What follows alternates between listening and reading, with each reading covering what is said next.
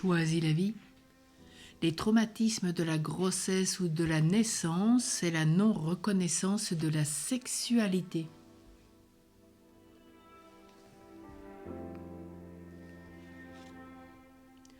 Durant les 9 mois de gestation, la vie de la mère continue. Elle n'est pas à l'abri d'un voyage difficile, d'une maladie, d'une opération, d'un accident de la circulation, d'un deuil, d'une période de stress intense, de difficultés familiales et des 1001 épreuves que nous impose la vie. Toutes ces situations plus ou moins traumatisantes suscitent les passions correspondantes qui sont traduites biochimiquement et communiquées de la mère à l'enfant par la circulation sanguine. L'enfant va interpréter à sa façon ces informations douloureuses à partir du peu d'informations qu'il possède.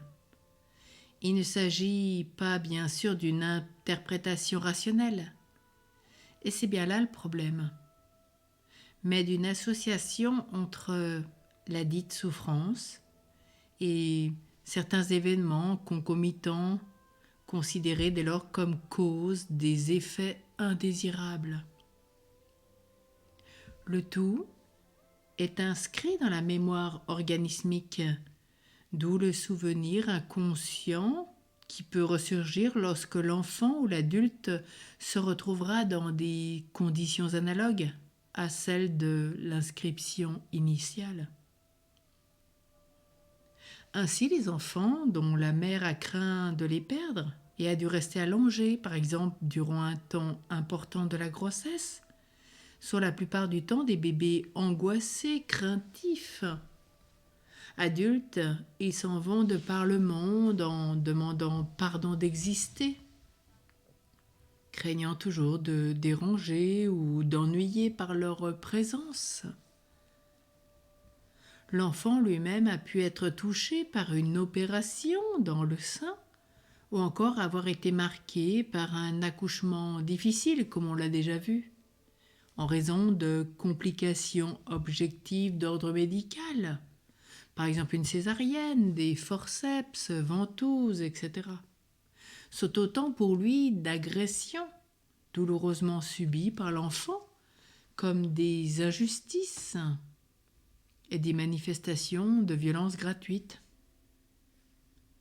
Il faudrait parler aussi également des naissances provoquées, aujourd'hui de plus en plus nombreuses, ou des accouchements voire retardés, pour des raisons médicales, hélas, aussi pour des raisons de confort, subies comme des agressions qui troublent le moment délicat de la naissance. Il y a enfin les passages obligés par la couveuse et autres séparations d'avec la mère, que l'enfant risque fort d'interpréter comme un abandon, surtout pour des enfants déjà gravement malades à la naissance.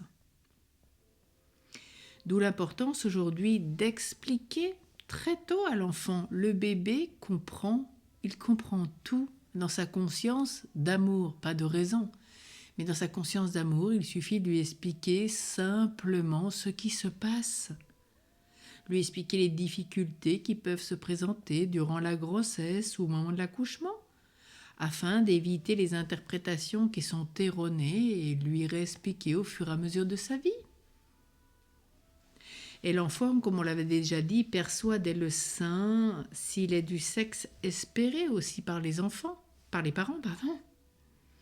Et si ce n'est pas le cas, il se sent rejeté et se rejette lui-même dans sa sexualité, ce qui peut se manifester par un violent refus de naître, dû à la peur de paraître tel qu'il est, sachant qu'il ne correspond pas à l'attente. Alors cette non-acceptation de la sexualité peut conduire aussi à une angoisse viscérale, insécurité, complexe d'infériorité, difficulté à assumer sa sexualité, impuissance, voire stérilité. L'enfant peut aussi essayer de ressembler au sexe attendu, et même pendant sa croissance, il fera tout pour ressembler à ce que l'on attend de lui.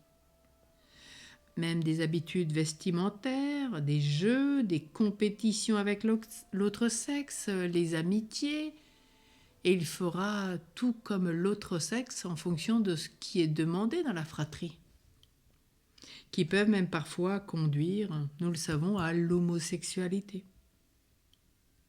Refusant sa sexualité et enviant celle qu'il n'a pas, et qui aurait pu lui permettre d'être accepté, il deviendra donc amer, critique, méprisant, parfois même ironique. Alors aujourd'hui, puissions-nous vraiment vivre dans un échange amoureux, que la maman ait vraiment à cœur de dire à l'enfant ce qu'elle vit, ce qui se passe. Il est important de dire la vérité à un enfant, car comme je le disais, dans sa conscience d'amour, il sait tout. Alors aujourd'hui, allons de l'avant, et quoi qu'il ait pu se passer, confions tous ces enfants, surtout particulièrement ceux que l'on n'a pas reconnus comme une fille pour ce qu'elle était parce qu'on attendait un garçon, ou vice-versa. Et puis expliquons toutes les blessures, tous les traumatismes pendant la grossesse, à la naissance, sans culpabilité, mais dans la vérité et la simplicité. Et tout le monde se trouvera en paix.